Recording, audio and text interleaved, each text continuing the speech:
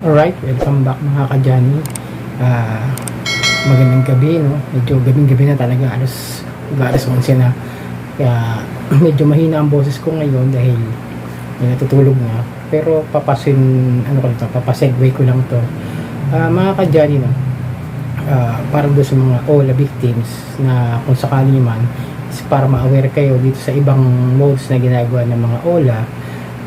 May napansin ako doon sa isang video ni Sir Perfecto Borgalio.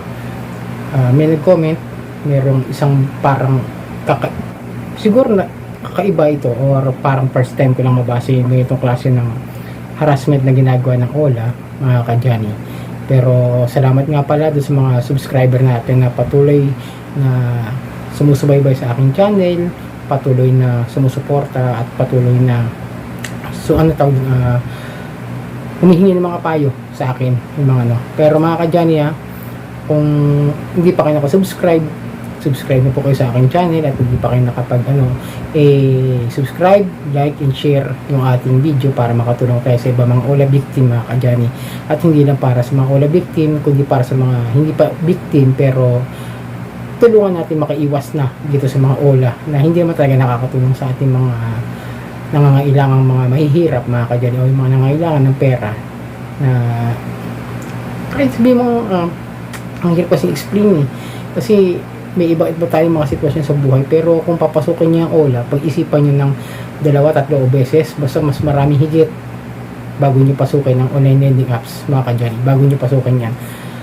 So yun, mga ka-Johnny, meron tayong nakitang isang comment na kung saan, ito yung sinabi, Sir Perfecto, medyo gagamitin ko lang ulit itong nasa video mo, nakita ko lang kasi sa iyo kasi wala ako na encounter na ganitong klaseng problema. So ito yung sabi doon sa comment nung kay Sir Perfecto: Sir, anong pwedeng gawin sa mga nakaban na OLA agent na naniningil, di umaalis hanggat di nagbibigay ng pera? Experience po ito ng friend ko, kinakausap pati mga kapitbahay nila. So mga ka-Johnny, syempre may mga OLA talaga na house to house visit, di ba? Yung katulad ng Digido, Ion Credit, tsaka Home Credit, tsaka yung mga ilan-ilan dyan na mga OLA na ilan lang naman talaga nag house to house. Kilala naman talaga dyan, mga talaga as in na may mga resibo, yung mga ebidensya na nagpupunta talaga sa bahay, yung mga yon. Pero ito, nagbigay lang siya ng detalye pero hindi siya nagbigay ng buong impormasyon. Actually, itong comment na to, nag-comment din ako pero hindi naman sinagot. Ilang araw na itong nasa comment section, tinitingnan ko, susubaybayan ko baka sakaling nag-reply, pero hindi siya nag-reply dun sa aking comment na kung anong OLA ito.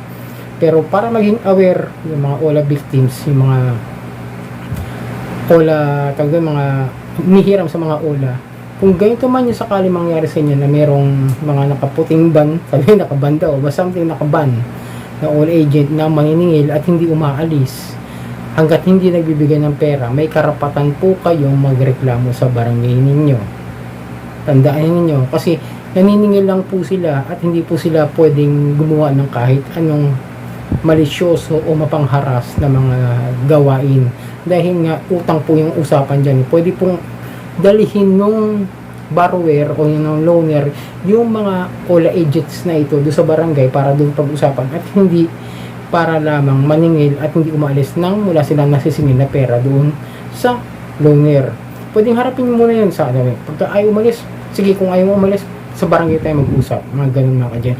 Hindi sa barangay, sa police station, di ba, mga ka-Johnny, para mas malinaw. Tapos alamin kung anong OLA yung gumagawa ng ganito. Kasi pasok na to sa unfair debt collection practices dahil kinakausap pati mga kapitbahay.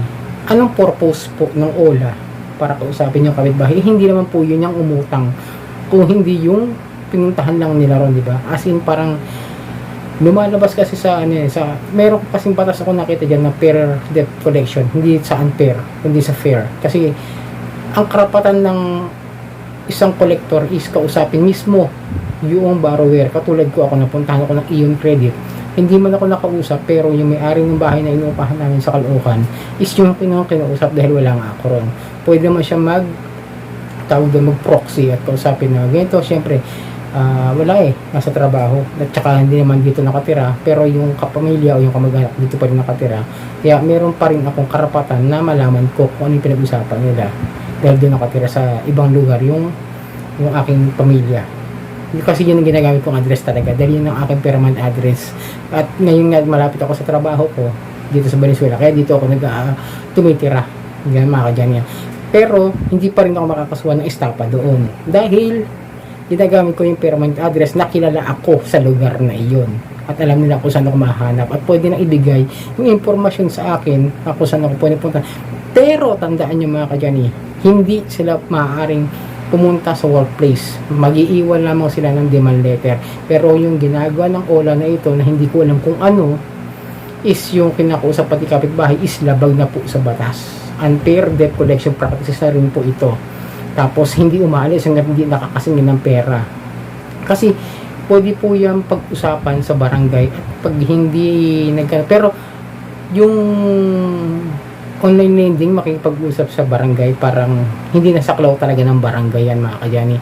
Maliban na lang kung si borrower kailangan ng testigo para iharap doon sa barangay. Pero kung si mismong agent, si OLA agent pumunta sa barangay para kausapin yung is parang alam ko bawal talaga yan Merong batas dyan Next natin pag-uusapan yan mga kadyani. So yung mga kadyani para maging aware lang kayo, may mga gumagawang OLA na ganito na pumupunta talaga sa mga bahay ng walang pasintabi at walang paalam sa barangay, walang paalam sa iyo, tapos kakausapin pa yung kapitbahay para lang sabihin na may utang yung kapitbahay nyo sa akin ng ganito. So yun mga kadyan para maging aware lang kayo ewan ko kung wala ito, baka malaman natin sa mga susunod na araw, baka magkaroon tayo ng ideya, magkaroon tayo ng informasyon at i-update natin yan mga kadyan. So ito ang inyong lingkod ka Johnny ng Johnny Tor TV at ito ang Johnny Depp, usapang utang, usapang ula.